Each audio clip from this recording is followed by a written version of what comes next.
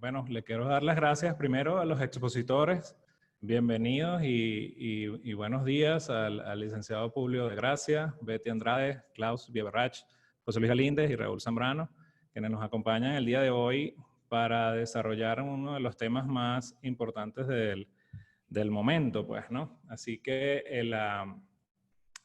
vamos entonces abordando un poco el esquema.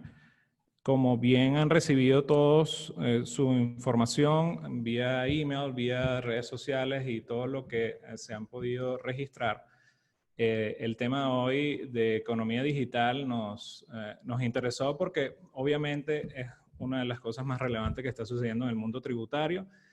Me extendería en el mundo global, o sea, porque ya no es un tema tributario, ya es un tema de todos los aspectos de los países que estamos visualizando, todo lo que está sucediendo con esta pandemia. Así que bueno, para los que no me conocen, soy Reinaldo Díaz y director de Connectax, licenciado en Ciencias Fiscales, la especialización en impuestos americanos. Me dedico a esa área de asesorar a empresarios en el área de establecerse en los Estados Unidos, de invertir y establecerse en los Estados Unidos por muchos años. Así que también paralelamente a esto he venido desarrollando todo un esquema de networking, de servicios, de asistencia. Y bueno, hoy por hoy, a través de esta plataforma y de esta oportunidad de moderar este tipo de eventos, se unen ambos aspectos, pues, el aspecto de lo que es la pasión tributaria y la pasión del networking, que hoy por hoy, a raíz de toda esta situación, es un networking digital. Y ese networking digital también hemos visto el impacto positivo que ha traído, impensable en muchos aspectos, lo que es tanto en el desarrollo empresarial como en el desarrollo de trabajo, como el desarrollo del networking, porque como dicen, para una prueba, a la prueba me remito, el evento de hoy tenemos más de 700 personas registradas, pero lo más impresionante es que están registrados desde más de 24 países a nivel mundial, así que hoy tenemos una capacidad de hacer llegar este mensaje, este análisis que hacemos a muchísimos profesionales de alto perfil que nos están escuchando el día de hoy, así que es importantísimo hoy por hoy lo que es el networking digital y conecta justamente con lo que es el tema de hoy. Antes de entrar, tenemos que dar las gracias a nuestros aliados estratégicos como son el IESA, Escuela de Negocios, que para los que no conocen, IESA tiene más de 60 años de fundada en Venezuela y ya más de 11 años fuera de Venezuela, desde Panamá, atendiendo mercados internacionales. Y se ha involucrado en este mundo tributario porque estaba básicamente en el área de finanzas públicas. Y bueno, somos, digamos, ese punta de lanza de esta alianza con el IESA en el mundo tributario. Estamos muy orgullosos de eso. Y a su vez nuestro media partner, Capital Financiero, que es un medio de comunicación de mucha relevancia, uno de los principales medios de comunicación en el área financiera de la región, basado en Panamá, quien nos ha acompañado y nos seguirá acompañando en este tipo de esquemas, tanto en este aspecto de tipo de evento como eventos privados también que estamos de alguna manera canalizando. Y obviamente Connectax, que muchas personas siempre preguntan acerca de Connectax, es una plataforma internacional tributaria abierta, en donde las desarrollamos con profesionales de altísima talla, como los que tenemos el día de hoy, en donde desarrollamos y analizamos esquemas de negocio y esquemas de tributarios, de temas tributarios, donde la labor es estos temas densos y técnicos llevarlos de una manera simplificada y entendible, cordial para las personas que nos están acompañando. Así que estas alianzas estratégicas, más todas aquellas que se han venido sumando a través de todos estos eventos que hemos venido desarrollando, hacen de esto una plataforma bastante robusta en el área tributaria que va a seguir dando de qué hablar. Así que le queremos dar la bienvenida a todos y el tema de hoy es economía digital y la tributación sobre esto. Entonces, en ese aspecto hemos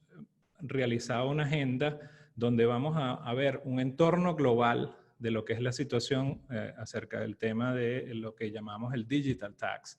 Y también lo vamos a aterrizar desde el punto de vista de la Visión Panamá, donde tenemos el honor de contar hoy con el director general de ingresos del Ministerio de Economía y Finanzas de la República. Nos va a dar en este aspecto, nos va a hacer llegar la visión de Panamá hasta ante este tema de economía digital, cuál ha sido, digamos, la posición o de alguna forma en el estatus de la economía digital de Panamá ante la economía digital. Así que le doy la bienvenida al licenciado Publio de Gracia al evento y le paso el micrófono.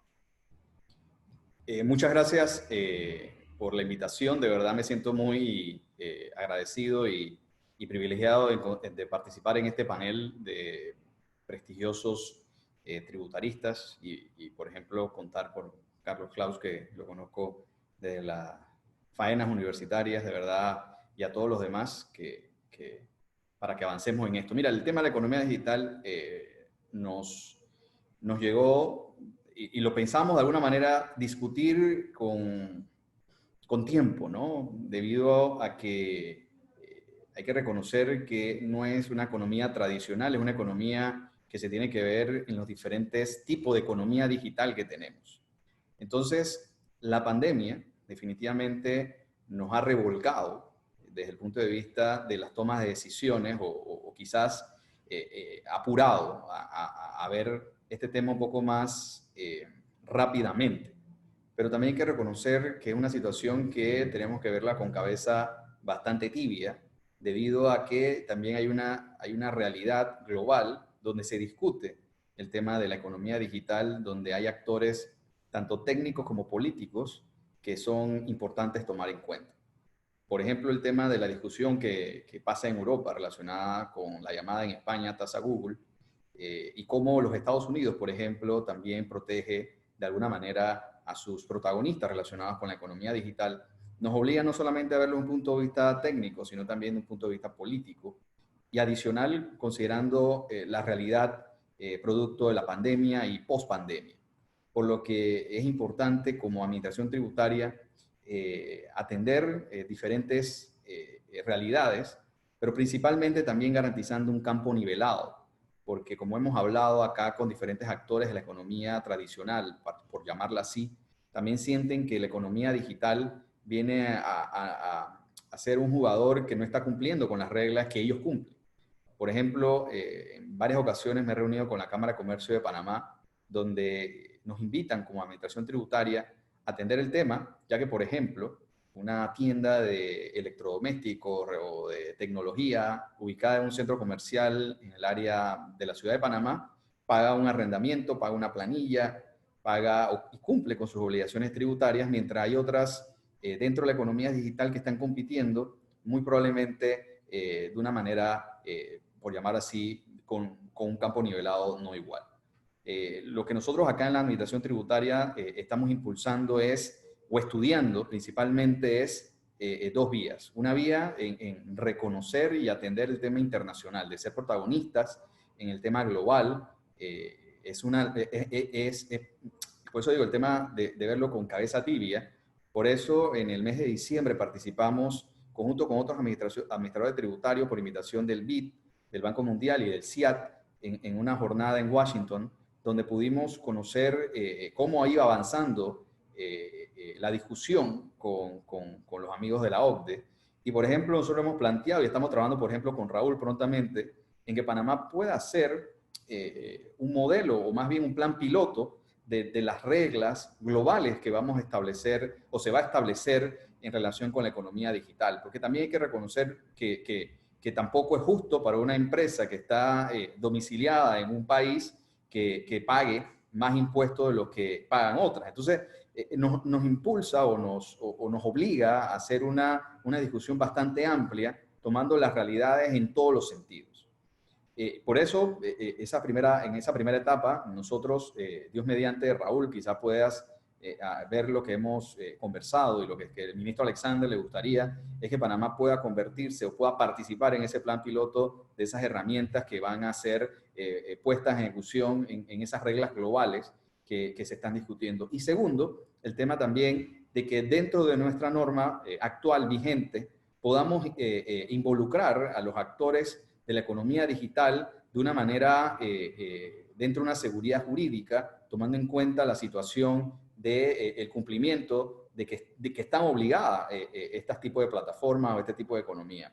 Igual, por indicación del señor ministro Alexander, estamos estudiando, igual que han hecho otros países hermanos, recientemente el caso de los amigos y hermanos de Costa Rica, lo avanzado por Colombia, hace 2 o 3 años Uruguay, el impulso que está haciendo México también, nosotros nos encontramos estudiando, pero hay que reconocer, por ejemplo, que Panamá tiene un régimen que mucha gente pueda decir que el IVA es igual que el ITBMS, y sabemos aquí en esta discusión que no, a veces, o dentro, el fondo no es lo mismo, por lo tanto, nosotros como dentro de nuestra legislación estamos atendiendo, estudiando esta situación para ver de qué manera vamos avanzando en un campo nivelado y también de alguna manera reconociendo también a los usuarios de las plataformas, a los consumidores de esta plataforma, porque hay que dejar claro que la idea del presidente Cortizo no es, o del ministro Alexander, no es nuevos impuestos. La Administración Tributaria Panameña tiene retos de saber, mejor dicho, de cumplir con sus obligaciones de recaudar impuestos de la manera correcta. Sabemos que tenemos deficiencias y vamos a trabajar en base a esa deficiencia sin poner la carga en los contribuyentes. Por lo tanto, nosotros tenemos esos retos dentro de la administración tributaria. Nosotros estamos listos y preparados con un equipo, como le he manifestado y reitero, en dos vertientes. Una, en trabajar con el CIAD, con el Banco Interamericano de Desarrollo, en un plan de participar dentro del plan piloto de las normas que está impulsando la OCDE. Y segundo, nosotros también dentro de nuestra propia realidad, impulsar las reglas de juego claras, unas reglas de juego niveladas para que la economía pueda avanzar y también reconocer a la economía digital que está creciendo y que es un actor muy importante también que contribuya a la recaudación. Pero siempre también estimulando y promoviendo, por ejemplo, hoy estuve en una reunión antes de entrar en esta con los amigos de AMPIME, con los amigos del Ministerio de Comercio e Industria, de promover también a la economía digital panameña. También hay que reconocer que también la economía digital también involucra a actores y emprendedores locales, por lo tanto tenemos esa obligación como país también de impulsar y promover esa participación y también de alguna manera incentivándolo. Así que quería darle ese pequeño brief.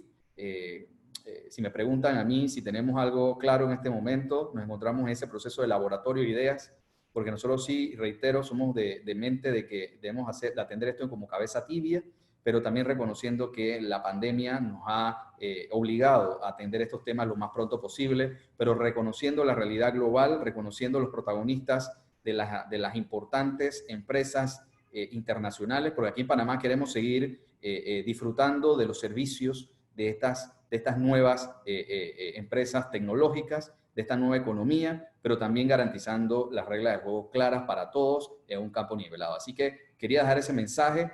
Como usted sabe, lamentablemente tengo que movilizarme en unos minutos para atender una reunión cerca. Voy a estar permanente, eso es lo bueno de tener el teléfono para poder seguir escuchando. Y me disculpe, va a estar dentro de un rato una fotografía mía probablemente, pero voy a estar acompañándolos y Dios mediante al cierre de la jornada espero también darle otras palabras luego de escucharlos y poder entonces seguir aprendiendo de los expertos que son ustedes. Así que le agradezco también a todos los participantes. Aquí en la Dirección del Ingreso estamos activos. El señor Presidente de la República, Laurentino Cortizo, Dios mediante el día de mañana va a hacer importantes anuncios que trascienden y también de alguna manera van en la línea de la nueva economía, de la nueva realidad y cómo nosotros vamos a hacer que esta llamada nueva normalidad no sea una nueva normalidad, sino una mejor normalidad. Así que, por favor, cuídense y seguimos en contacto y los invito a seguir con estos excelentes expositores para que podamos seguir aprendiendo en este interesante mundo de la economía digital. Bueno, muchísimas gracias, director. En verdad que por su tiempo y la acotación y efectivamente los gobiernos a nivel mundial, los países están ahorita con esta pandemia totalmente en emergencia constante, ¿no? Están reuniéndose y tratando de activar opciones y posibilidades, y en ese contexto vamos a conectar entonces lo que es el tema global, porque los países con esta pandemia obviamente han tenido que atender a sus ciudadanos, han tenido que tener un gasto especial, adicional, y lo que nos trae es a buscar las maneras de obtener mejores y mayores ingresos, y obviamente los que están, digamos, en la economía digital son los que se han visto beneficiados en esta pandemia de alguna forma, y por eso es que a través de los últimos años se ha venido tocando el tema en la OCDE y en reuniones entre países, y obviamente venía avanzando de una manera,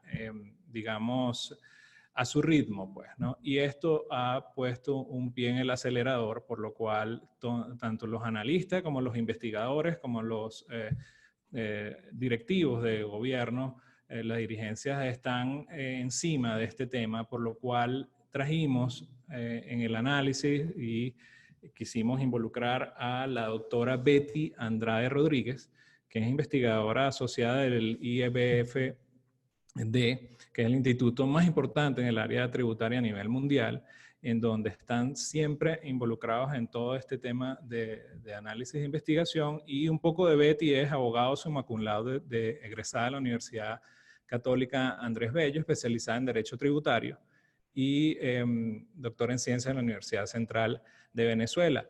Betty, un poco para ir ya entrando en calor con lo que es el tema global, danos un poco qué es lo que está sucediendo hoy por hoy en el estatus de lo que es las discusiones entre los países de la OCDE, las discusiones que se han venido presentando en este esquema de consenso de la tributación sobre esta economía digital.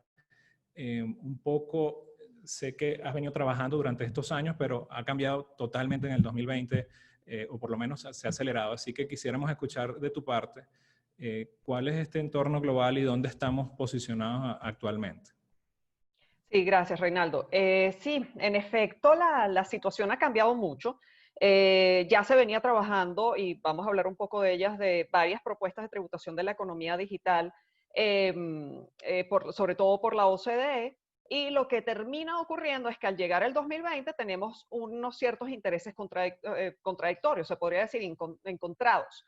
Por un lado, la necesidad de los estados de hacerse de más ingresos públicos, pero por el otro lado, la necesidad de proteger al sector económico, no ahogar al sector económico, porque de él depende definitivamente el resurgimiento de la economía a raíz de la pandemia. Nosotros tenemos que entender que aquí pasaron varias cosas con los actores económicos. O sea, tenemos unos sectores muy vulnerables, como es el caso del sector turístico, que definitivamente el sector turismo fue el que más sufrió, y todo lo que está relacionado con él, líneas aéreas, etcétera. Tenemos otros sectores que están en proceso de migración a convertirse en negocios digitales, y un proceso que se aceleró muchísimo a raíz de todo lo que está pasando. Pasamos a tener más bancos digitales, pasamos a tener más educación online, se fortaleció el teletrabajo, por ejemplo.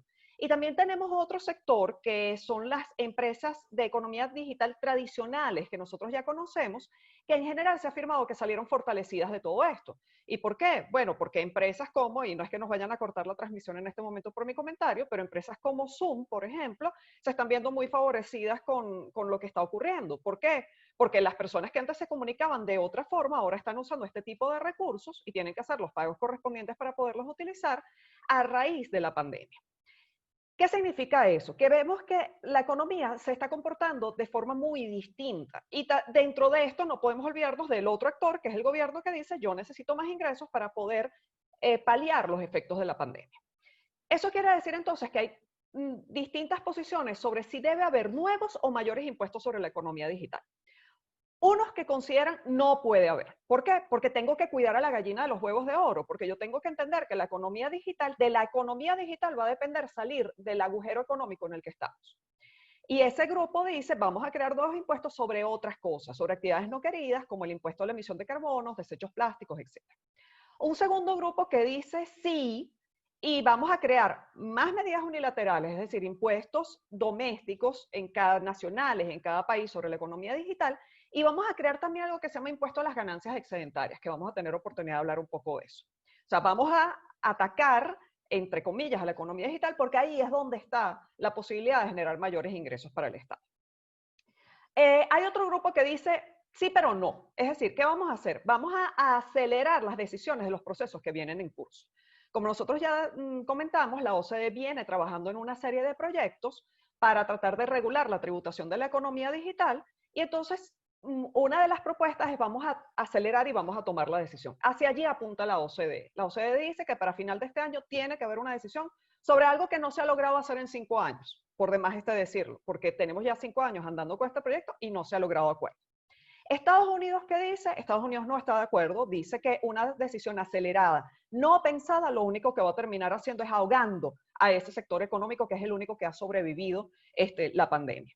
Y también hay un sector académico que dice, mira, si tomamos medidas a prisa, lo único que estamos haciendo es paños calientes que no están soportados sobre verdaderos conceptos que puedan aguantar los cambios de la economía.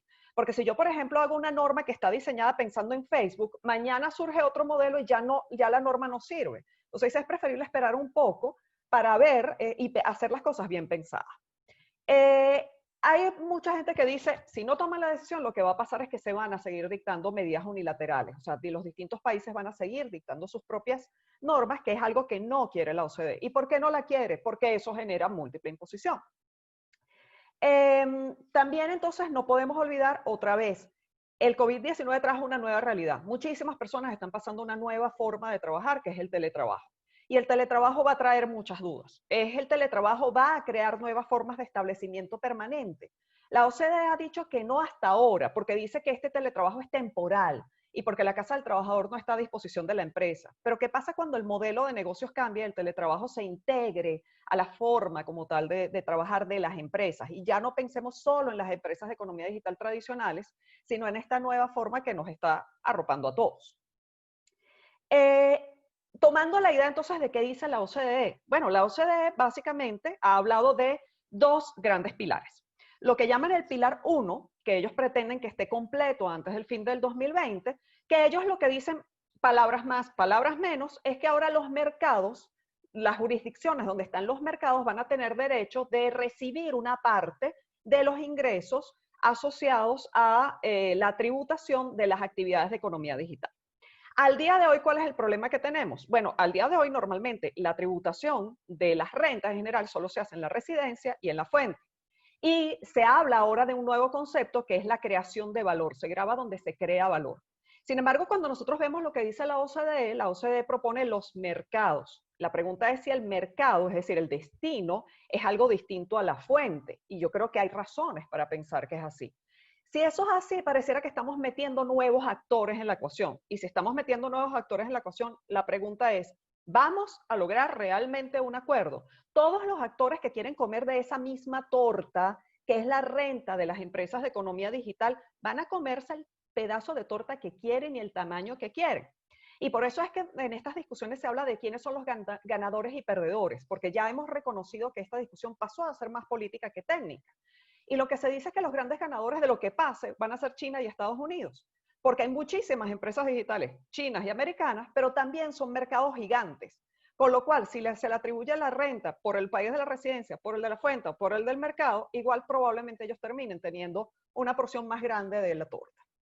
Sin embargo, Estados Unidos ha dicho que no va a apoyar las conversaciones sobre el pilar 1.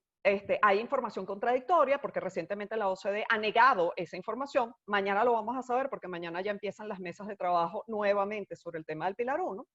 Y también Estados Unidos ha propuesto un régimen de aplicación voluntaria de este esquema para las empresas americanas, que ellas puedan decidir quedarse o en las reglas tradicionales o en estas nuevas reglas obligatorias, pero que dependa de las empresas.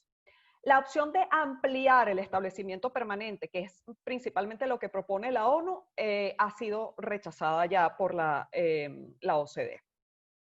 Como no se está llegando a un acuerdo, entonces los países se están activando y están diciendo, bueno, yo voy a dictar mi propio impuesto digital, yo no voy a esperar a que haya un acuerdo, que es lo que no quiere que haya la OCDE porque van a empezar los casos de múltiple imposición. Y en efecto ya vemos varios casos en Europa, ya vemos casos que lo están considerando también y ya lo tienen en discusión con la mesa, como podemos ver que es el caso de Panamá. Y el problema grande aquí es muy claro, es que no hay acuerdo sobre cuál es el nexo, cuál es el factor de conexión que va a permitir grabar las actividades de economía digital en cada país. Todos los países sienten que las empresas deberían pagarle más, pero la pregunta es ¿por qué? Y permítame tomarles solamente un caso para que lo vean, el caso de Facebook. En el caso de Facebook, nosotros, ¿qué es lo que hace Facebook fundamentalmente? Toma una data, procesa esa data, vende la data y también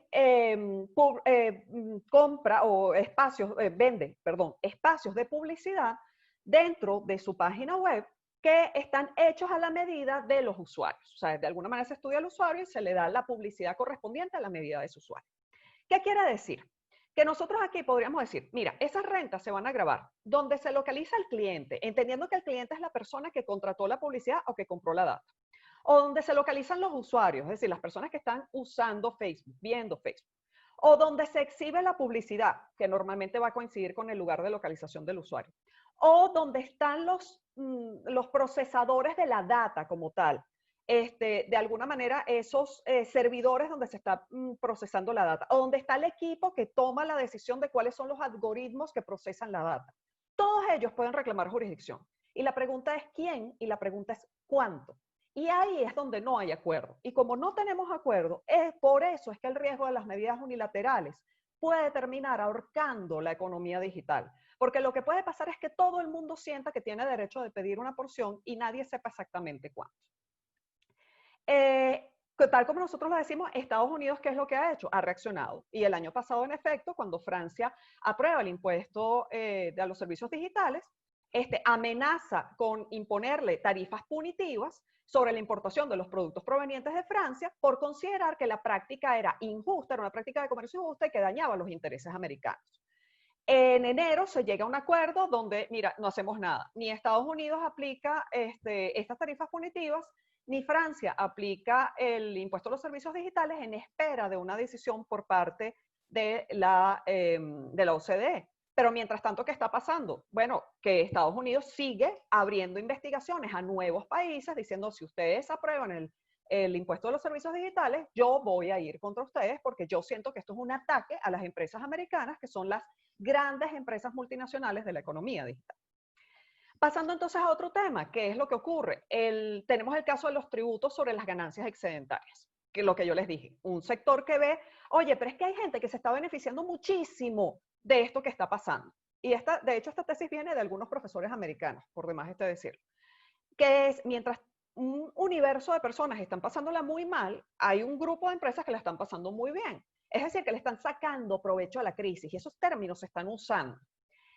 Esto es parecido a lo que ya pasó con lo que fue el impuesto a las ganancias excedentarias que existió en Estados Unidos entre 1940 y 1950. Y lo que se grababa era esa ganancia excedente que se producía como consecuencia o que producían las empresas que se tomaron provecho, vamos a decirlo así, de las guerras mundiales, que se beneficiaron por las guerras mundiales. Aquí se está haciendo un mutatis mutandis. ¿Qué es lo que se pretende? Bueno, se toma el promedio de las ganancias de los 5 años anteriores de una empresa, se compara con lo que tiene, las ganancias que va a tener en este ejercicio fiscal, dándole también un porcentaje de inversiones de capital, y el diferencial es lo que se considera que es una ganancia excedentaria que no viene de la actividad económica de la empresa, sino del aprovechamiento de la crisis. Y ese porcentaje, por lo menos cuando existió en Estados Unidos, se graba con un 95%, una alícuota del 95% sobre el diferencial. ¿Cuál es la base de esto? Decir que hay que corregir las injusticias. No es justo que hay personas que les va bien y personas que les va mal. ¿Estamos de acuerdo en eso? Cuidado, porque por otro lado eso también puede matar a la gallina de los huevos de oro, definitivamente. Y también hay otro punto muy importante. Eso viola un principio que es fundamental en materia tributaria, que es el principio de neutralidad fiscal. El principio de neutralidad fiscal es que no pueden ser los tributos los que determinen a favor cómo funciona la economía, por regla general. Sabemos que tenemos impuestos para fiscal. Pero no pueden ser los tributos los que determinen cómo funciona. Entonces, ¿qué ocurre? Si hay un sector que se vio favorecido, porque se vio favorecido de buena fe. Ellos no hicieron algo para provocar que esto ocurriera. No es que ellos tiraron el virus a la calle para ver qué pasaba. Entonces, la pregunta es si realmente debe entonces intervenir, crearse un tributo como este que puede también terminar lesionando seriamente la economía. El último punto, simplemente para darle el espacio a mis queridos compañeros. El segundo pilar, ¿se recuerdan que les dije que la OCDE tiene dos pilares? Un primer pilar que es grabar, permitir que los mercados graben las rentas de la economía digital, y un segundo pilar que lo que quiere es garantizar que todos los estados graben con al menos un porcentaje determinado. Una suerte, y lo vamos a ver en algún momento, una suerte de cartelización, un piso mínimo, y si debajo de él, si un determinado estado está grabando las rentas debajo de ese monto, lo que va a ocurrir es que el país de la residencia de la empresa que está obteniendo esa renta va a tributar el diferencial hasta llevarlo a ese monto de tributación mínima. ¿Qué ocurre? Muchas personas dicen que esto no es, o sea, hay personas que están muy de acuerdo porque evitaría una competencia entre los estados, otras personas que dicen, bueno, cuidado, porque esto puede terminar acabando con los incentivos fiscales que otorgan determinados estados, sobre lo cual también tendremos oportunidad de hablar. Y también es posible que esta idea no termine teniendo efectos. ¿Por qué? Porque la gran propuesta que se está manejando es que las empresas multinacionales lo que van a hacer es combinar todas las rentas que reciben en todas sus empresas en el mundo y determinar globalmente cuál fue la tasa efectiva que gravó esas rentas. Si eso es así, los países que graban o las empresas que graban con alta tasa van a tapar a las empresas que graban con baja tasa, porque simplemente se netean los efectos. Si eso termina pasando, lo que dicen es que este pilar 2 puede no terminar teniendo efecto. El último comentario en este sentido es también que lo que los países en desarrollo están pujando es que si este pilar se va a implementar, le permitan primero los países de la fuente y no de la residencia, a los países de la fuente ser los que graben ese diferencial hasta llevar al mínimo de tributación. No el país de la residencia, porque normalmente los países de la residencia son países desarrollados. ¿Qué quiere decir esto? Esto solo va a mejorar la distribución de la renta entre los estados, que se supone que es un gran propósito de la OCDE, en la medida en la cual se le permite a los países en desarrollo llevarse en primer lugar la mayor tajada de este segundo pilar. De lo contrario, no pareciera que fuera a funcionar muy bien. Bueno, creo que con eso te resumo, Reinaldo, a grandes rasgos, y perdón si me encadené lo que está pasando en el mundo.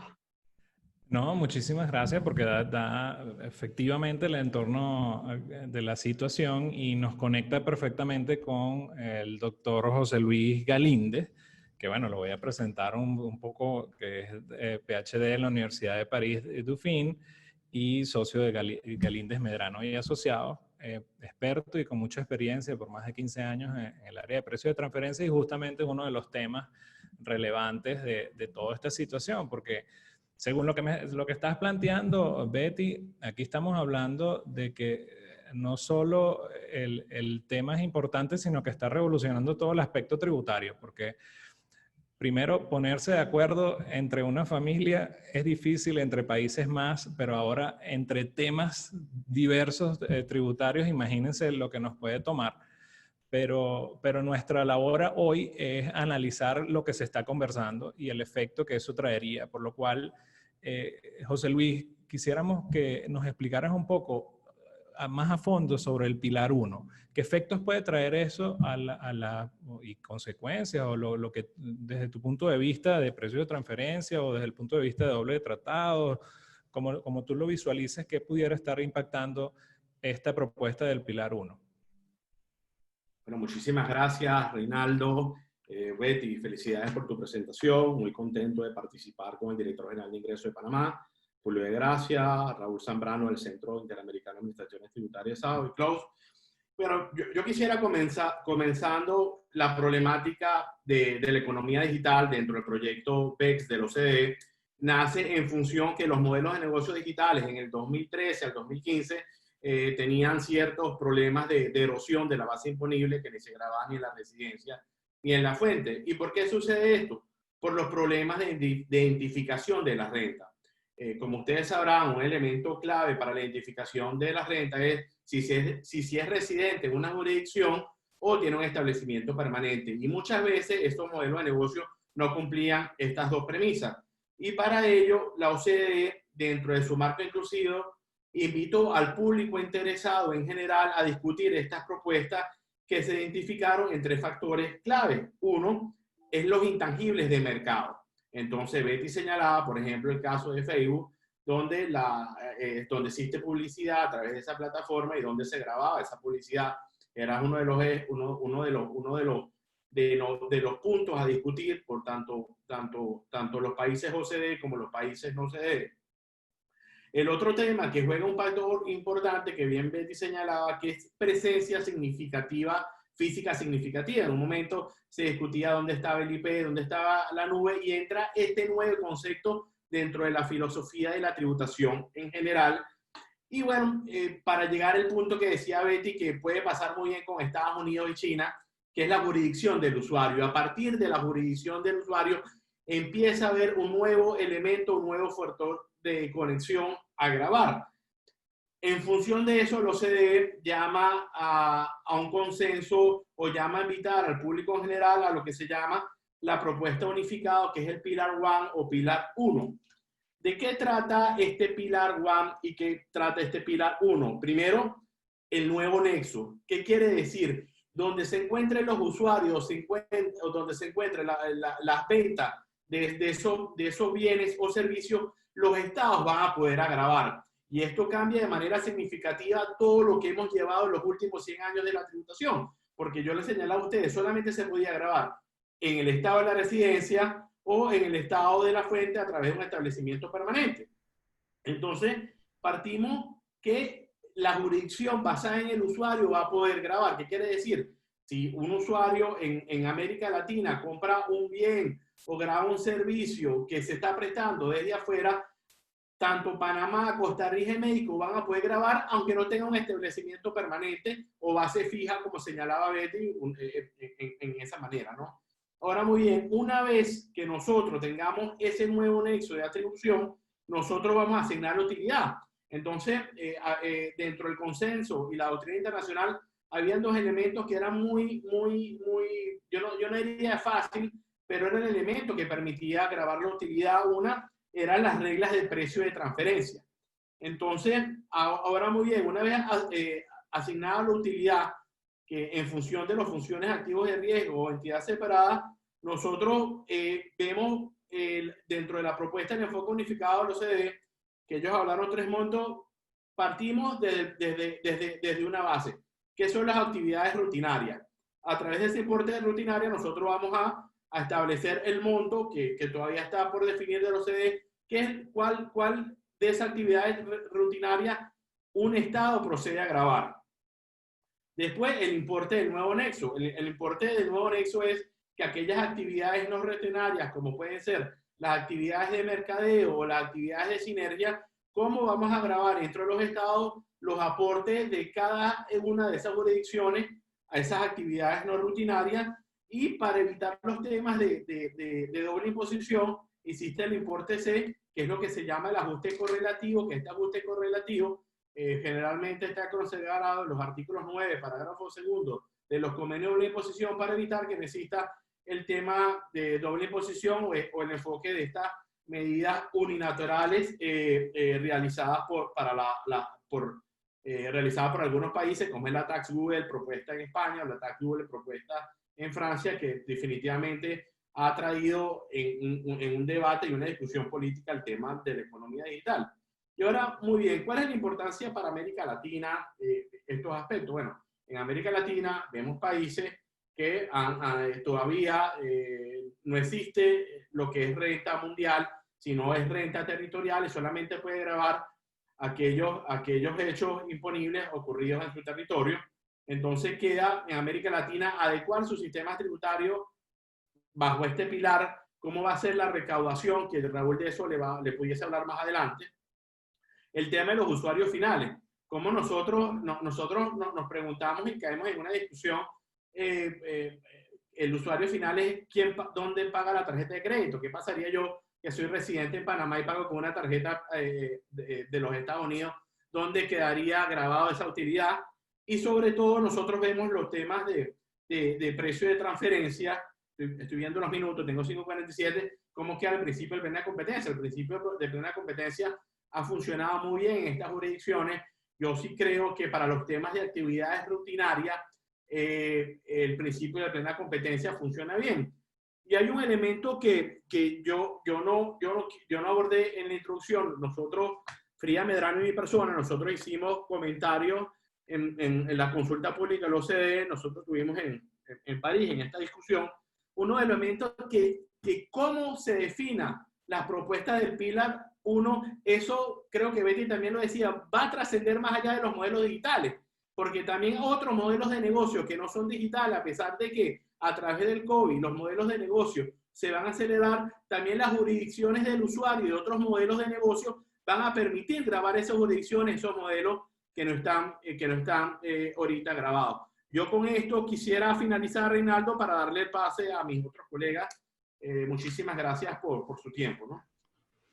Muchísimas gracias, José Luis. Y definitivamente va a trascender porque, bueno, hay que ver cuál es la consecuencia de todo esto y es clave lo que estás diciendo de la recaudación, por lo cual es importante para nosotros, o era importante para nosotros contar con alguien como el licenciado Raúl Zambrano, que es director de asistencia técnica del CIAT. Raúl es ingeniero en sistemas y es el director de asistencia técnica y tecnología del CIAT. Ha estado en más de 8 países involucrados a través del CIAT con todos estos aspectos y definitivamente es el mejor protagonista en esta área para indicarnos, Raúl, cuál es tu percepción, qué están viendo en las administraciones tributarias de la región o donde tú manejas este aspecto, cómo lo visualizas tú o si de alguna manera ya hay algún avance que nos puedas de alguna forma dar alguna primicia ahí que nos puedas dar el día de hoy. Buenos días, Reinaldo, y muchas gracias por la invitación. Para beneficio de algunas de las personas que estaban acompañándonos, que no conocen del CIAT, una brevísima introducción. El CIAT es un organismo internacional que agrupa a las administraciones tributarias de 42 países, algunos de ellos con la aduana integrada, ¿no? Y creo que la visión que vamos a tratar de comentar corresponde precisamente a la visión no de la política tributaria y más bien de la administración tributaria. Publio, al introducir la jornada hoy, hacía 2 comentarios. Y el primero es que también hay economía digital en la economía doméstica, porque los modelos de negocio están cambiando en todas partes. Y la administración tributaria tiene que adaptarse para enfrentar esa serie de cambios. Cuando nosotros pensamos, por ejemplo, que las personas hoy hacemos backup mucho más en la nube que hacemos backup comprando dispositivos físicos, significa que hay un movimiento importante de toda la economía, un esquema más tradicional a un esquema de servicios, con impactos en la contabilidad, con impactos en cosas que afectan también la economía doméstica. Pero el tema que me parece que nos concentra hoy acá es las actividades que lo denominamos de la economía digital de empresas altamente tecnológicas que realizan actividades en un país sin ninguna presencia física. Es decir, que en temas como, por ejemplo, la publicidad o el juego, pueden participar en la economía de un determinado mercado sin ninguna presencia física, ni un representante, ni un vendedor, absolutamente nadie en el país, y con una participación en ese mercado importantísima. La publicidad es un ejemplo de cómo se ha ido migrando de los esquemas tradicionales de publicidad, de la sustitución de las vallas pintadas, a, por ejemplo, el uso de publicidad en las redes sociales que cada quien va consumiendo sin darse cuenta a través de sus propias acciones, como del efecto de red de las personas con las que uno se relaciona y están ahí, y contribuyen a la creación del valor que Betty nos hablaba al comienzo. Entonces, desde el punto de vista de las administraciones tributarias, hay que partir los impuestos directos, como el impuesto sobre la renta o la ganancia de las compañías, y los impuestos indirectos. Yo voy a reservar esa primicia que estabas sugiriendo para la parte de los tributos indirectos después. Pero para los impuestos directos, el esquema tradicional que nos hablaba José, ya presenta retos para las administraciones tributarias, particularmente de los países en desarrollo en América Latina, muchos de ellos ciertamente. En la gestión de los precios de transferencia no es una cosa muy simple para administraciones más pequeñas. No tienen suficientes recursos, obtener la información de terceros, el uso de los métodos unilaterales ya genera dificultades. Imaginemos ahora cuando eso hay que hacerlo con empresas que no tienen ninguna presencia física en el país. Eso genera retos adicionales. Entonces, cuando vemos la tendencia de implementación del Pilar 1, las propuestas que existen sobre la mesa, no nos queda duda que alguien tiene que cobrar esos impuestos, hay que administrarlos, y que la única forma en que las administraciones tributarias van a poder realizar su función de recaudar esos impuestos es colaborando, porque no va a ser posible que tú vayas a ir, no sé, enviar un auditor a otro país a que vaya a revisar las cuentas globales y determinar cuál es la participación de los usuarios de un determinado país para ver qué pedazo de esa torta te corresponde legítimamente sobre los impuestos directos generados a nivel mundial en esa empresa. Entonces, posiblemente habrá que concentrar esfuerzos de control en las administraciones tributarias donde esas multinacionales tienen su sede. Y eso no es fácil porque Betty nos decía, unos países ganan y otros pierden, y precisamente los países donde están esa sede, al cambiar ese esquema absolutamente dirigido a la residencia a un esquema con participación de un porcentaje de esa torta a la economía del mercado, esa administración tributaria del país de residencia va a hacer un trabajo de gestión, de control de unas rentas que no le corresponden. Y entonces va a generar una serie de acuerdos, una serie de coordinación entre las administraciones tributarias de los países del mundo que en sí misma son un reto. Allá está el reto político de alcanzar un acuerdo para establecer qué grabar, a quién grabar y quién tiene que grabar. Pero va a ser necesario también un acuerdo entre las administraciones tributarias para ver cómo se van a administrar esas decisiones de política marcadas de manera global. Reinaldo. Muchísimas gracias, Raúl. Definitivamente, bueno, esperamos la primicia para el final, entonces. El reto de las administraciones tributarias va a ser algo interesantísimo en esto, sobre todo la distribución, ¿no? Porque, digamos, la recaudación, quién la hace, cómo se distribuye, en cuánto tiempo, todo este tema y todos estos esquemas van a ser interesantísimos. Yo estoy súper apasionado, no sé, todos los que nos están escuchando, definitivamente también deben estar disfrutando la parte de lo interesante que se va a poner el tema tributario. Y Klaus Bieberach nos acompaña hoy como abogado tributarista, LLM en Derecho Tributario Internacional de la Universidad de Economía y Negocios de Viena, y es magíster en tributación de la UNES-CPA. Klaus, a ti te toca darnos la visión digamos, del esquema de negocio. Visualizando todo esto, Claudio, tú estás desde Panamá, más sin embargo, atiendes mercados regionales y atiendes clientes, digamos, en otra área.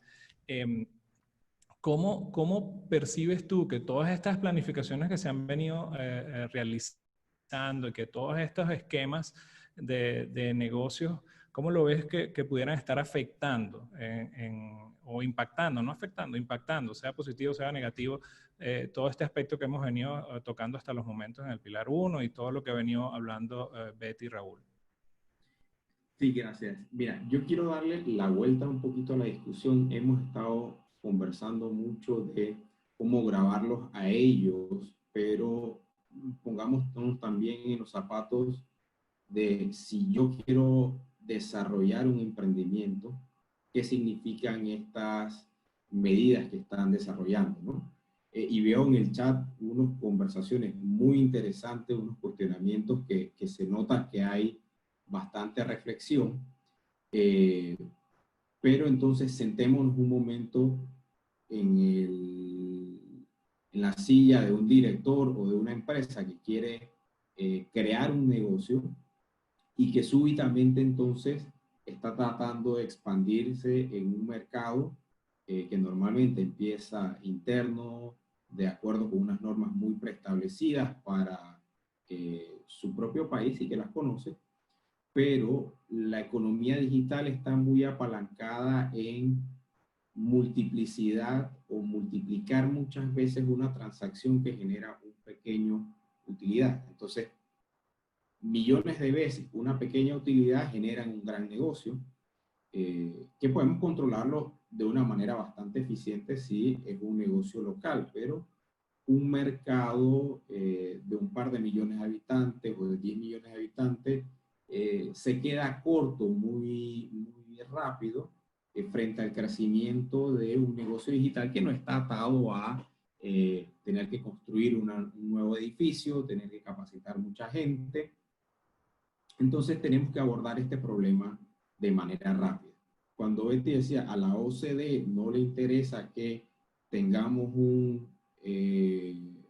unas medidas unilaterales, a nosotros como empresa tampoco nos conviene, porque todo el mundo es especialista en una jurisdicción, conoce de otras, pero es imposible que nosotros podamos estar al detalle en cada una de las jurisdicciones.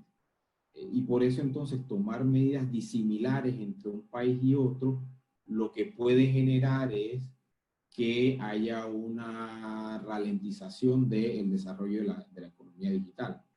Y no es lo que queremos. Propiamente vemos que esta pandemia le ha dejado mejor posición a las personas que se han apalancado en la tecnología y se presenta la tecnología como un salvavidas para muchos negocios para poder tratar de continuar frente a estos tiempos tan inciertos. Entonces, ojo, tenemos que cuidarnos de cómo vamos a hacer ese crecimiento. Por un lado, es un reto para nosotros identificar no solo los cumplimientos tributarios en nuestro país, pero ya muchos de los países que han establecido normas para grabar la economía digital nos dice, bueno, tienes que registrarte. Y al registrarte tienes obligaciones fiscales, tienes que presentar reportes, tienes que pagar. Entonces son cumplimientos adicionales que vamos teniendo. Y algunos países han dicho, bueno, te pongo un threshold o un rango en que si vendes menos o tu negocio es pequeño, no tienes que venir a registrarte cuando haces un negocio transfronterizo y solo lo haces cuando vas más allá. Pero eso lo que hace es que para nosotros como un gerente de impuestos de una compañía, vamos a tener que tener extra cuidado en la decisión de cuándo hacer disponible una herramienta tecnológica en una jurisdicción y cuándo hacerla disponible en otra jurisdicción. No vaya a ser que nos estemos metiendo en un riesgo fiscal en este contexto, en el mundo en que la evasión fiscal está criminalizada en muchos países, ¿no? Y no es nada en lo que nos queremos meter. Entonces, el punto de discusión desde el punto de vista de la empresa va a depender mucho de un profundo conocimiento del negocio. Es muy diferente las implicaciones o los retos que va a tener una empresa que se dedica a comercializar bienes y servicios a través de medios digitales o plataformas digitales, y otra para una empresa que está distribuyendo bienes físicos. Los retos son completamente diferentes y tenemos que considerar que hay impuestos directos que deberían gravar a mi utilidad como empresa, pero impuestos indirectos que graban al usuario. Entonces, mucho hemos conversado de aplicar unas retenciones o cobrar un poquito de los servicios en base al bruto, pero tenemos que tener cuidado de que eso en realidad, tratando de conseguir una tributación de la empresa, en realidad quien estemos grabando es al consumidor. Por ejemplo, yo cuando le compro a Microsoft una licencia, no he tenido forma alguna de aplicarle retención, a pesar de que mi normativa me pide o me exige que tenga que aplicar una retención. Entonces tengo que hacer gross up, y eso lo que se traduce no es una menor un mayor gravamen a Microsoft, sino que se traduce en un mayor costo nuestro de producción. Y tenemos que tener en perspectiva que de pronto un 5% de retención o un 10% de retención no puede ser mucho, pero en un entorno en que la economía trabaja con márgenes pequeños, puede ser un mundo. Por ejemplo, si la norma me dice tienes que aplicar una retención de 5% y mi margen es de 10%, sobre una facturación de $100, nada más el estado de destino al que yo le estoy sirviendo me está diciendo, págame $5 de los 10 que yo me he hecho. Es decir, se está llevando 50% de mi utilidad, a pesar de que mi estado de residencia me puede decir, no, no, señor, usted se ganó $10, también págueme 25% de impuestos. Entonces, aquí lo que quiero demostrar es que inclusive con una retención bastante pequeña, a pesar de que en Latinoamérica nos encanta la retención y llevamos hasta el 30% y tenemos serios problemas de flujos de efectivo, sobre todo en transacciones entre empresas relacionadas por el tema de precios de transferencia, los impuestos de remesa pueden estar convirtiéndose en un impuesto indirecto sin querer hacerlo y desalentando la expansión de negocios digitales. Por eso es que tenemos que ver más adelante convenios, aplicación a regímenes especiales, también considerando el efecto nocivo de algunas de nuestras jurisdicciones sobre la prestación de servicios transfronterizos. Hay una discusión, o vemos que a nivel internacional la adopción de los IVAs, impuestos a la transferencia de bienes móviles y prestaciones de servicios en Panamá, en que nos dicen, para los servicios yo voy a seguir el criterio de dónde se consume y voy a grabar todo lo que se consuma en mi país. Otros países dicen, no, yo te voy a grabar todo lo que se produce en mi país. Entonces, si nosotros estamos en el lugar equivocado de la ecuación y estoy grabando en la exportación de servicios y del otro lado, el otro país está grabando la importación, se está generando un doble impuesto al consumo. Entonces, por eso es que en la práctica hemos visto que muchas empresas llegan a establecerse en regímenes especiales donde hay un poquito de alivio de estos dobles tributaciones de IVA o de ITBMS y de remesas, como un mecanismo para aliviar esta descoordinación de impuestos. Yo creo que los convenios, los TLC para los que distribuyen bienes y los convenios para evitar la doble tributación para el resto de los negocios, son sumamente importantes, no solo desde la perspectiva de que va a ser una reducción del impuesto a pagar en el lugar de consumo, sino que establecen normas de no discriminación, de resolución de controversias, en el caso de convenios para evitar la doble tributación, ajustes correlativos en precios de transferencia, que son todo este tipo de cosas que tenemos que estar buscando para protegernos hacia lo que va a venir en el futuro, de que mientras más importante sea el negocio digital y no alcancemos un acuerdo, más litigiosidad va a haber, más discusión entre empresas, y por lo tanto entonces los arbitrajes y los ajustes correlativos de precios de transferencia que contienen estos convenios ayudan bastante. No por eso no es extraño que las principales compañías de plataformas digitales se establecen generalmente en lugares donde tienen una amplia red de convenios que le dan estas seguridades, estas garantías, estos alivios para futuros conflictos, y tratan de coordinar un poquito los regímenes del país desde donde se produce y el país desde donde se consume, como Holanda, como Irlanda, y para el caso específico de Latinoamérica, España, que tiene una muy buena red de tratados, independientemente de que esa es la que va hacia el cliente y hacia atrás también haya una organización bastante bien pesada, con sustancia, con precio de transferencia, con otras jurisdicciones en el medio, ¿no? Muchísimas gracias, Clau. Yo creo que conecta perfecto con lo que estás explicando, con lo que íbamos a desarrollar del Pilar 2, y voy a traer a José Luis con este tema, José, porque, digamos, la expertise en el precio de transferencia y todo lo que está hablando Klaus definitivamente es importante en este caso, pues, ¿no?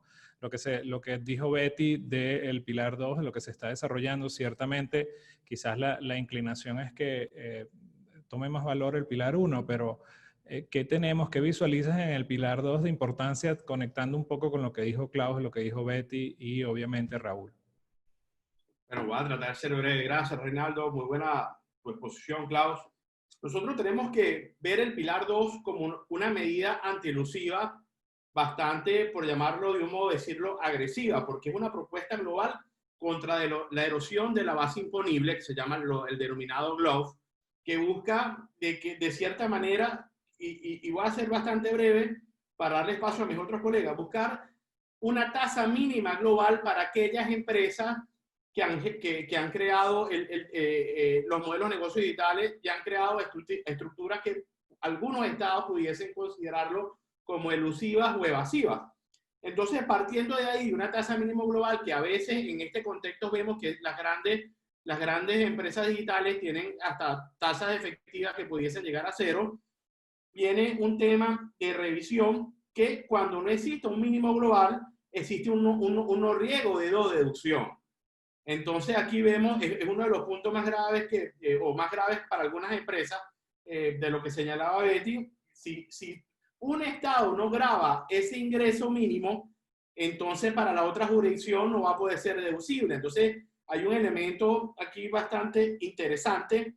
Está la regla del switch over, que bajo los convenios existe el método de excepción. Entonces, de los puntos de discusión de la propuesta global, mientras sea deducible del mínimo global, se pudiese conceder un crédito de impuestos cuando en una jurisdicción grave ese mínimo global, y también existe la regla de no imposición en fuente. Entonces, para nosotros, bajo estos elementos del mínimo global, que dentro algunos señalistas, algunos especialistas señalan que creen que va a ser el consenso mucho más difícil, que Betty hablará posteriormente. Yo creo que para eso hay varias alternativas. Aquí nos está escuchando nuestro amigo Gonzalo Arias del CIAT. Está el cóctel de precio de transferencia del CIAT, que por lo menos los invito a leerlo.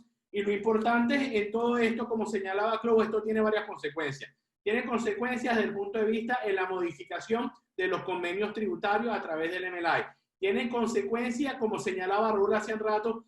Bueno, si tú vas a recaudar en otras jurisdicciones, probablemente te vas a acudir a un mecanismo bilateral o multilateral en los países para ver cuándo un estado le toca recaudar la torta a otro estado. Yo no quisiera despedirme sin darte las gracias, Reinaldo, y estamos en hora de almuerzo y por eso fui breve. Muchísimas gracias y le doy la palabra a tu otro moderador. Bien, José. Digamos, uniendo un poco, Betty, que has estado, digamos, desde el inicio abordando todo lo global, ¿qué incentivos fiscales ves dentro de este esquema, pues, de alguna forma?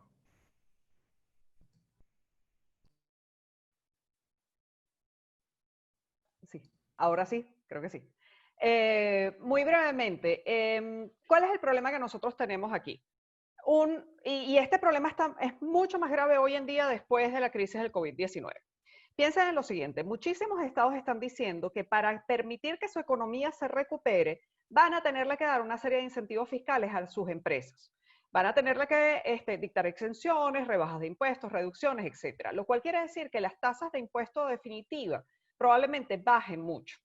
¿Qué ocurre? Si el Pilar 2 se implementa mientras esto está pasando, lo que ocurre es lo siguiente. El país de la residencia va a esperar a que el país de la fuente grave. Si el país de la fuente graba muy poco, el país de la residencia dice, yo grabo el diferencial hasta que llegue a ese monto de tributación mínima que supuestamente está acordado globalmente. Pero el país de la fuente va a decir, ya va, espérate, yo estoy grabando poco, no porque yo sea agresivo contra los otros estados. Yo estoy grabando poco a esta empresa porque ella tiene un incentivo fiscal, porque ella tiene una protección determinada. Algo que va a pasar masivamente en el caso del COVID-19. ¿Qué ha ocurrido? La OCDE, ¿qué es lo que dice? Bueno, y eso es lo que ha hecho a través de la acción 5 de las BEPS, yo hago la determinación de qué son incentivos fiscales buenos y qué son incentivos fiscales malos. Yo estudio el régimen y digo, estos sí, estos están bendecidos, estos no. Entonces, la pregunta es, para la mayoría de los países en desarrollo no forman parte de la OCDE. Entonces, claro, la duda que muchas veces se plantea es, bueno, ¿por qué los países en desarrollo tienen que aceptar una calificación de incentivos fiscales que viene de un ente no gubernamental en el cual ellos no participaron y que anula de alguna manera su soberanía fiscal? Y ese es el incomodo que se genera con esta contraposición que puede ocurrir entre el Pilar 2 y los incentivos fiscales, magnificados ahora con el problema del COVID-19. Básicamente es eso, Reinaldo.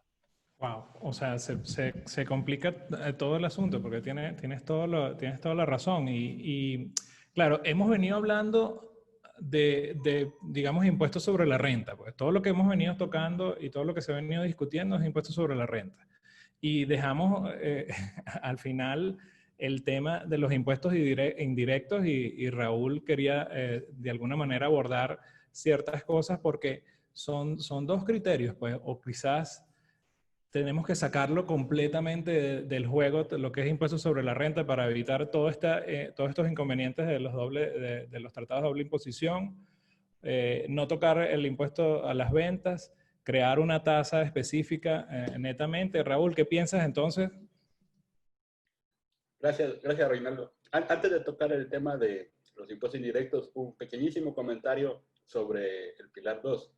Y es que si hay un país que efectivamente graba poco, cualquiera que sea, pero graba muy poco, y los otros países van a grabar el adicional para llegar a ese impuesto mínimo, ese país que graba poco pierde todo incentivo de grabar poco. Entonces, a lo mejor decide grabar más. No sé qué va a pasar, pero es poco probable que las cosas se queden como estaban, ¿no? Entonces, hay adicionales efectos económicos que habrá que considerar. Pero volviendo al tema de los impuestos indirectos que mencionabas, efectivamente, el impuesto directo, como decía Klaus, es algo que paga el consumidor. Y el consumidor está en el país del mercado. Y hay una mayor posibilidad de consenso que en el caso de los impuestos indirectos, el principio de destino es el que debe regir. Es decir, que ese impuesto que lo paga el consumidor le corresponde al país donde está el consumidor. Hay algunas dificultades y podemos comentar, si me queda un poquito de tiempo al final, algún ejemplo para ilustrar. Pero en general es el país del destino. Entonces, ahí hay varias alternativas, ¿no? Algunas medidas unilaterales, como por ejemplo decir, yo voy a grabar hacer una retención en el medio de pago. Entonces, cualquier transacción que se hace con una tarjeta de crédito a una determinada compañía en el exterior, la voy a grabar y voy a cargar el impuesto sobre la venta. La otra alternativa que existe ya en algunas legislaciones, incluso desde hace tiempo, es que el usuario de esos servicios, el importador de esos servicios, debe ser el mismo el que hace el pago en la jurisdicción. Se hace, retiene su propio impuesto y va y lo entera en el sistema financiero, en el banco como corresponda. Ahora, imaginemos que las decenas de miles de personas, de usuarios de un servicio de streaming de video, haciendo eso todos los meses de la cuota del pago de su suscripción. Se retiene, va al banco y paga el IVA o ITBMS o Impuesto General a las Ventas, o como se llama en cada país, de haberse suscrito pues, a un determinado servicio de televisión por Internet. Es poco probable, es complejo, difícil de administrar e imposible de controlar, honestamente, para las administraciones tributarias si se implementa. Entonces, la idea es generar un mecanismo simplificado que permita que aquel actor de la economía digital que no tiene presencia física en el país pueda ser responsable por el impuesto indirecto. Y eso tiene varios caminos, ¿no?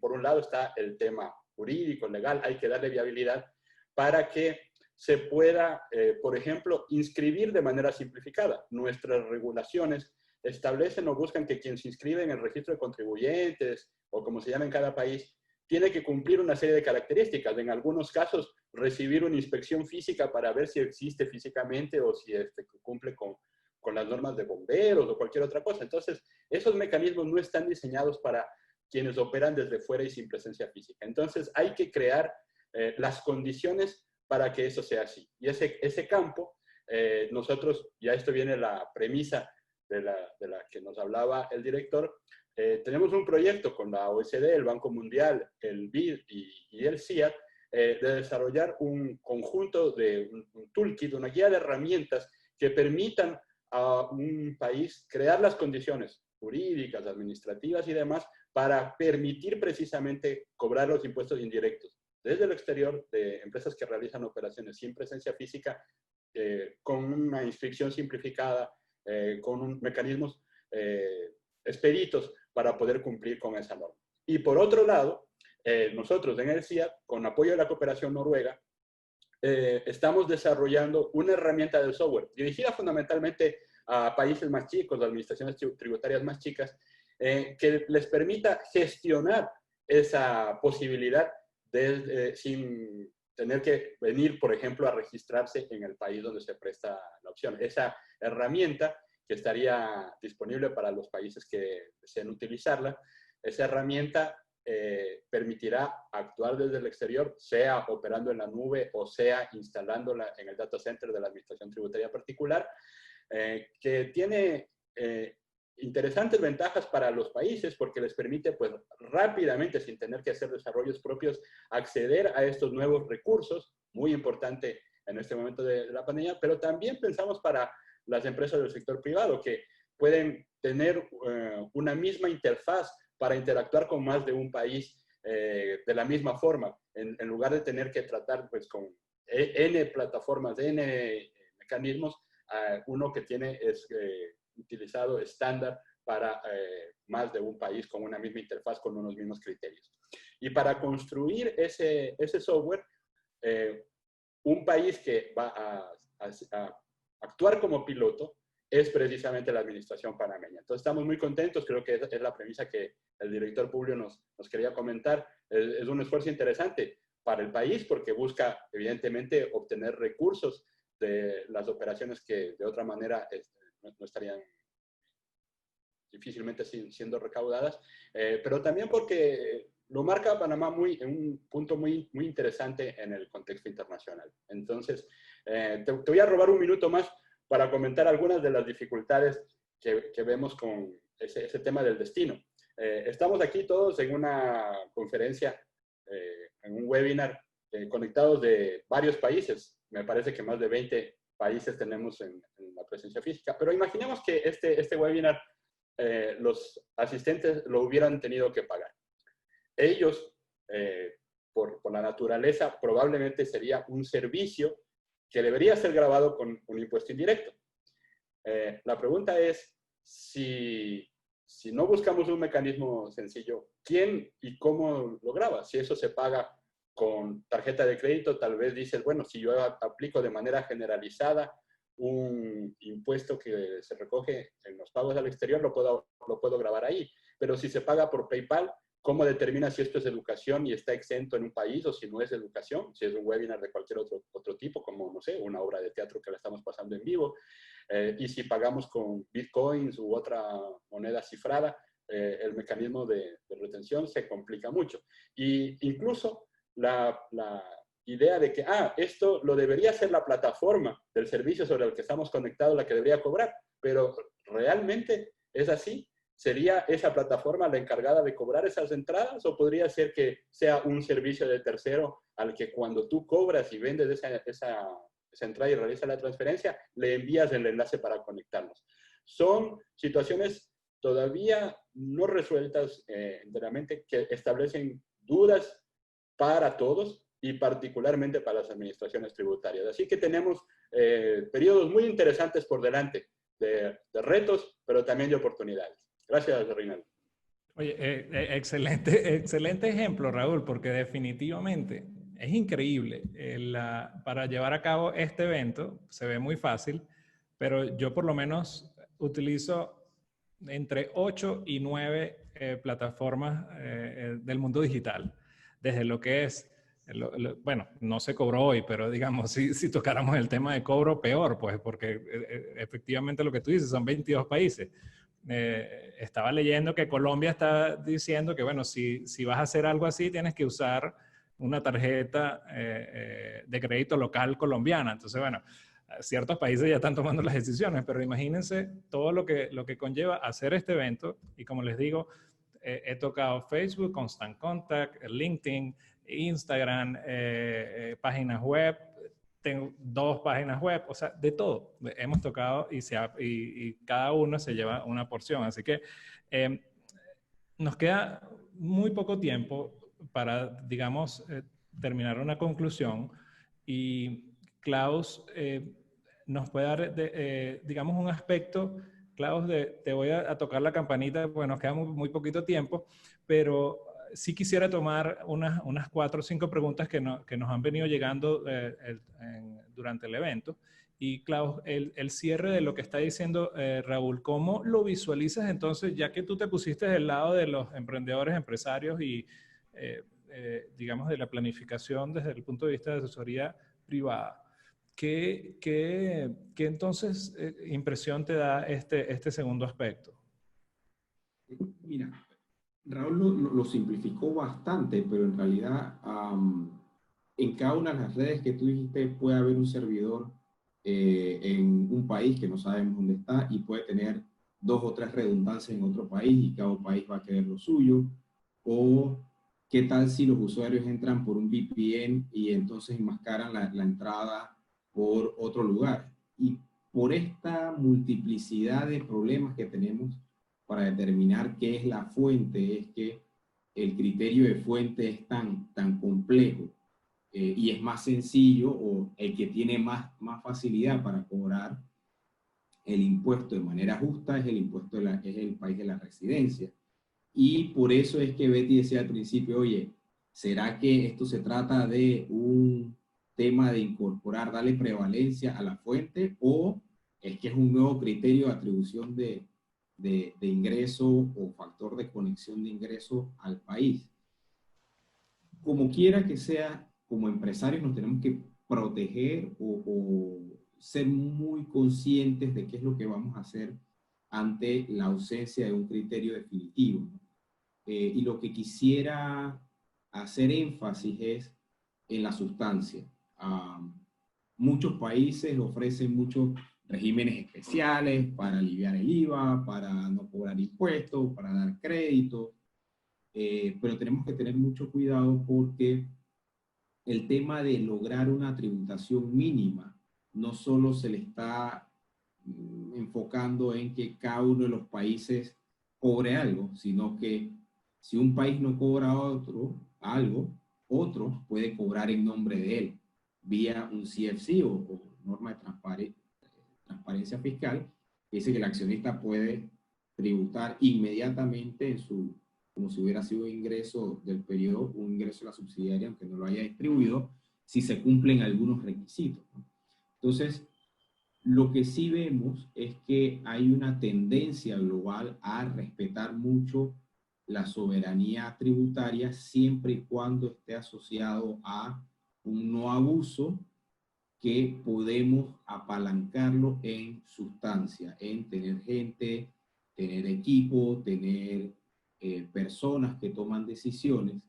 Y por ejemplo, ese es el cornerstone, la piedra angular de precio de transferencia. Incluso en el reporte de la OCDE sobre atribución de ingresos a establecimiento permanente, dice que vamos a atribuir ingresos en función de significant people function o funciones de personas fundamentales, y eso ala los riesgos y los activos para diseñar esta separación entre establecimiento permanente y head office. Lo que quiere decir es que hay mucha prevalencia sobre las funciones. Cuando hablamos del Nexus Approach, que hemos identificado o establecido en varias jurisdicciones, lo que se permite es darle exenciones a los países o a las compañías en función de cuán relevantes son esa jurisdicción en términos de gastos frente a los gastos totales de la empresa, de forma tal de que si tú estás metido en una cajeta o un escritorio y tienes 0 de gastos en ese país, vas a tener 0 de beneficios, ¿no? Lo que quiere decir es que tenemos que cuidarnos, no vaya a ser que apliquemos a un régimen y dentro de 2 o 3 años, cuando haya más consenso y diga, bueno, vamos a llegar a un consenso de que vamos a llegar a una tasa mínima, a una presión fiscal mínima, tengamos que migrar. Y migrar una compañía nos puede generar un exit tax puede generar suspicacia a las compañías de las administraciones tributarias que digan, oye, ¿y qué has estado haciendo todos estos años? Y nos empiecen a revisar, además del doloroso proceso de tener que migrar temas laborales, temas de contratos de clientes, que siempre son una complicación, ¿no? Muchísimas gracias, Claudio. Yo creo que sí, es importantísimo y justamente lo que decías en estos días, visualizar un poco las planificaciones que ya se tienen, no moverlas. Estamos como en stand-by, como dice uno, ¿no? Estamos concluyendo, digamos, los temas que teníamos que desarrollar hoy y quiero tocar, como les dije, hemos venido levantando los comentarios y las preguntas en el chat y estamos por YouTube también, gracias al IES School of Management, a Capital Financiero, que también está transmitiendo esto en todas sus redes y en su página web. Le damos un saludo de nuevo a todos los que nos están y se han mantenido viendo, ¿no? Y voy contigo, Betty. Vamos digamos, de alguna manera a concluir, porque sí, hay un aspecto acá donde tocamos mucho y queremos ver desde el punto de vista de Betty, que tiene, digamos, una trayectoria inmensa en el mundo tributario. ¿Qué visualizas tú, Betty? ¿Qué visualizas digamos, hacia dónde tú crees que se puede inclinar esta aprobación o no de algún consenso? Que básicamente eso es algo así como que preguntarme cuándo van a tener lista la vacuna del COVID-19, pero bueno, tratando de dar respuesta a eso.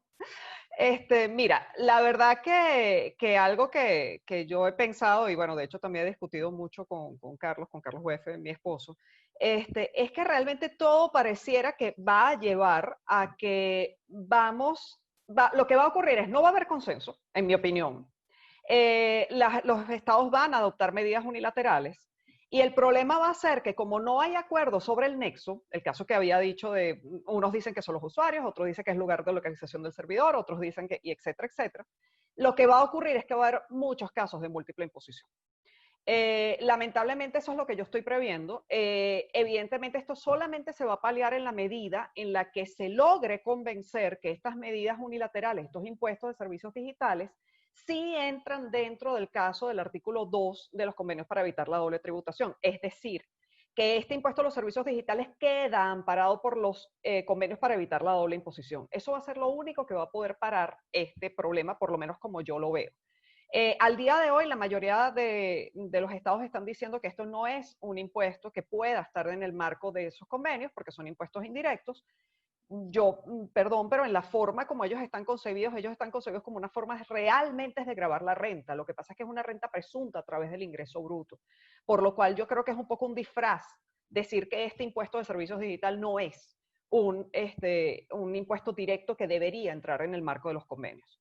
Pero dependiendo de lo que eso pase, puede terminar siendo una hecatombe para las grandes empresas digitales. O sea, aquí todo el mundo cree que, la impresión que yo tengo es que todo el mundo cree que las empresas digitales son un barril sin fondo y que de las cuales se le puede sacar muchísimo dinero.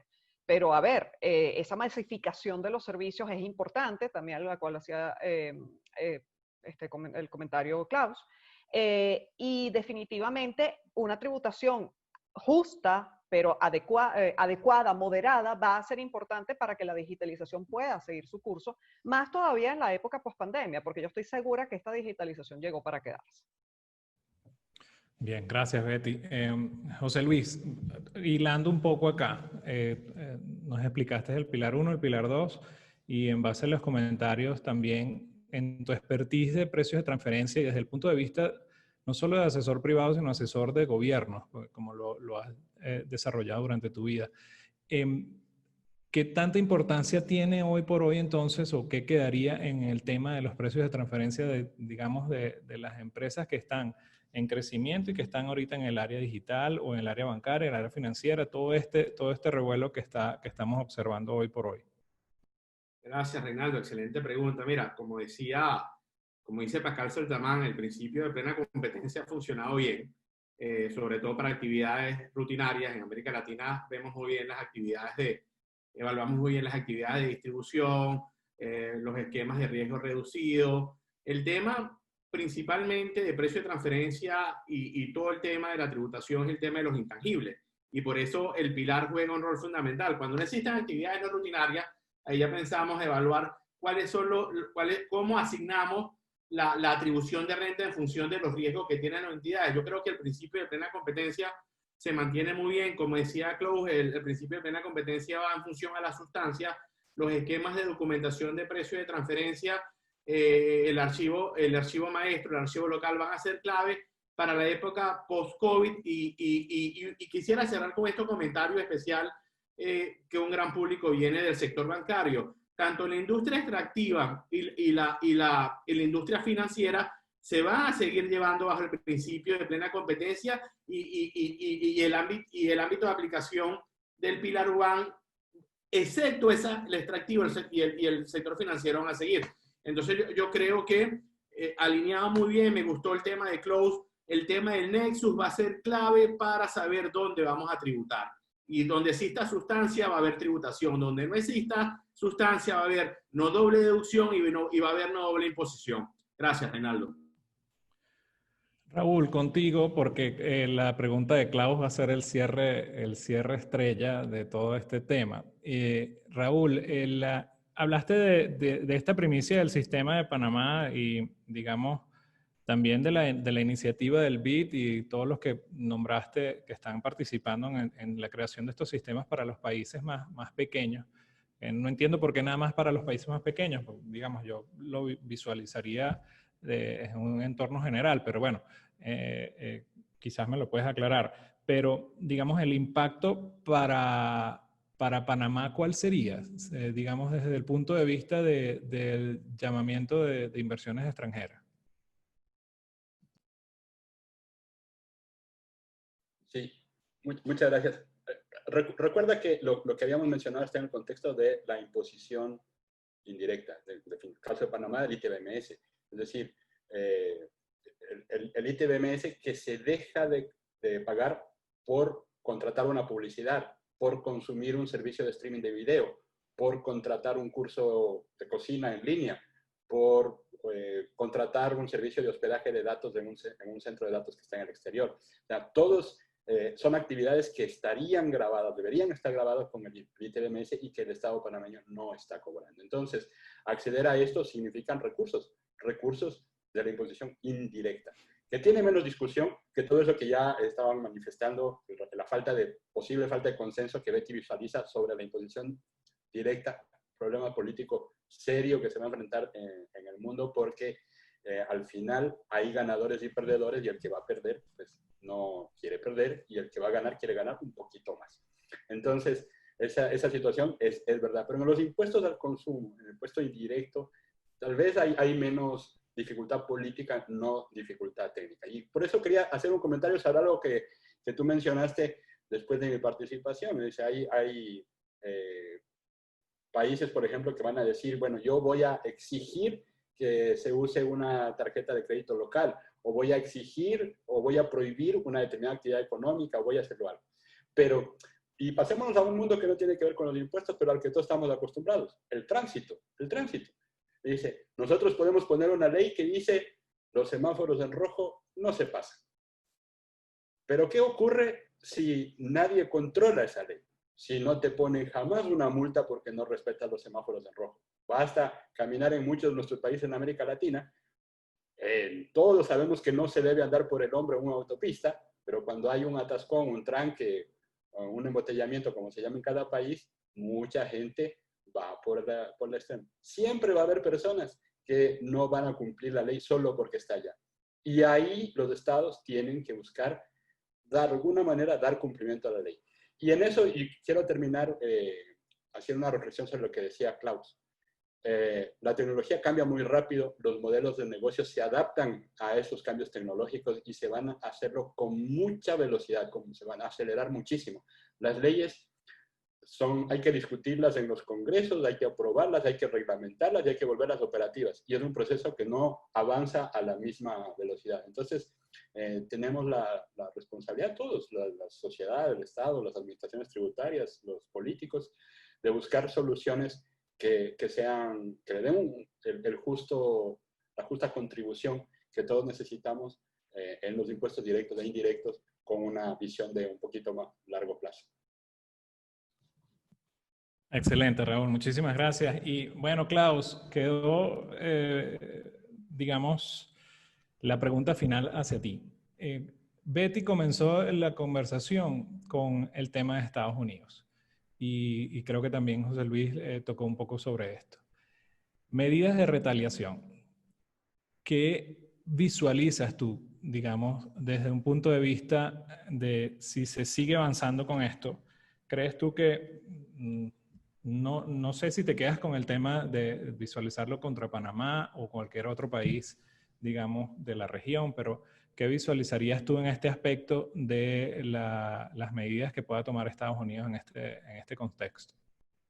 Sí, bueno, Estados Unidos ha dejado bastante claro cuál es su posición, pero yo creo que somos países amigos, todos tenemos un nivel profesional alto y creo que no sería justo mantenernos callados y expresar nuestra preocupación. O sea, si un amigo mío tiene un problema, yo espero que él me lo y que analice y luego conversamos. Entonces, yo siento que no debemos de esperar mantenernos callados, al revés, creo que debemos debatirlo, identificar cuáles son los retos, las oportunidades y la importancia, dimensionar la importancia para luego poder tener esa discusión y entre naciones amigas, conversar y resolver cualquier problema político que haya o encontrar un consenso en que se resuelvan las preocupaciones de ambos estados, ¿no?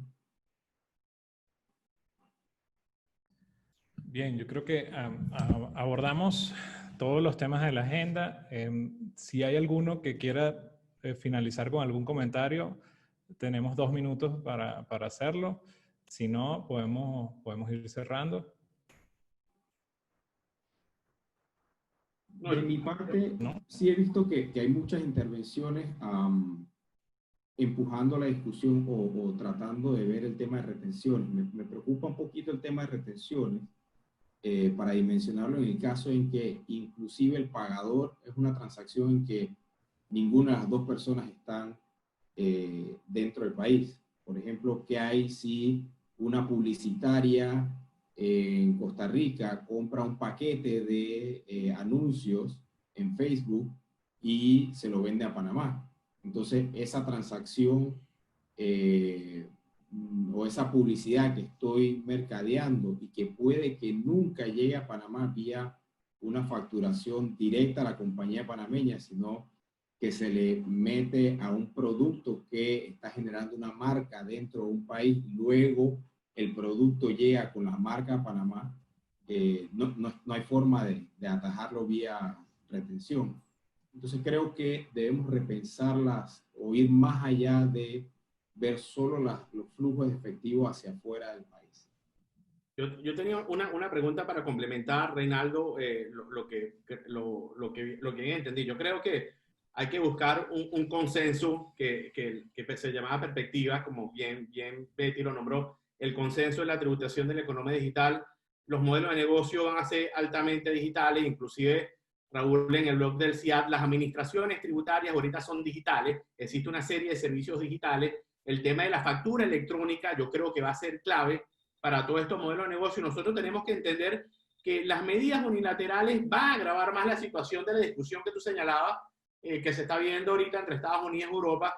Yo creo que cualquier consenso que se arribe dentro del pilar 1 y el pilar 2 será clave para el futuro de la tributación a partir del COVID, que como bien señalaban casi la mayoría de ustedes, los estados tienen una necesidad urgente de obtener ingresos tributarios. Algunos modelos de negocio han tenido ingresos extraordinarios que señalaba este principio y es ideal, una vez terminemos este tema y se consigue la vacuna, como señalaba Betty, ver cómo vamos a grabar y cómo vamos a obtener los recursos para la seguridad social y los ingresos que necesitan los estados para levantar la crisis, ¿no? Reinaldo, aprovechando la intervención de José Luis, si me regalas ahí 30 segundos, el tema del uso de la factura electrónica en este momento es extremadamente interesante porque algunos países, en Ecuador, en Brasil, en España, en Chile, se está utilizando esa información inmediata de la facturación electrónica para poder identificar qué sectores de la economía la están llevando peor y necesitan más ayuda, y cuáles son los que no la están llevando tan mal y tienen la obligación de contribuir para soportar la actuación de los estados en la crisis. Entonces, es un tema muy, muy interesante. Muchas gracias, José Luis, por esa mención. Y para terminar, un poquito de publicidad. José Luis hablaba del cóctel de precio de transferencia. Yo sé que a los que están aquí asistiendo les debe interesar. Está para alcance de todos en la biblioteca del CIAT. Lo encuentran disponible sin... no tiene costo ni nada, así que los invito a descargarlos a quienes les llame la atención el tema de esta propuesta nuestra sobre cómo utilizar el cóctel de precio de transferencia y algunas medidas específicas diseñadas para países en desarrollo. Bueno, muchísimas gracias, Raúl. Y te atajo también el tema de la facturación electrónica para que lo toquemos desde este tipo de eventos con profesionales de primera línea como ustedes lo tienen. Así que te vamos a convocar y esperamos, obviamente, tu apoyo, como fue, que te tengo que agradecer públicamente realmente por el apoyo en redes, a nivel de difusión desde el CIAT completamente a este evento, y muy agradecido en verdad. Muy agradecido, Betty, en verdad, por tu tiempo. Estás desde Ámsterdam, entiendo que ya cerca de la cena. Klaus desde Panamá, José Luis de Panamá, así que muchísimas gracias a todos, al director Publio por su tiempo y su visión de Panamá, a todos los que participaron. Los queremos invitar al 9 de julio. 9 de julio tenemos la segunda edición de Precios de Transferencia. La primera edición fue el 11 de junio y está en nuestro canal de YouTube, está en ConnectTax como canal de YouTube.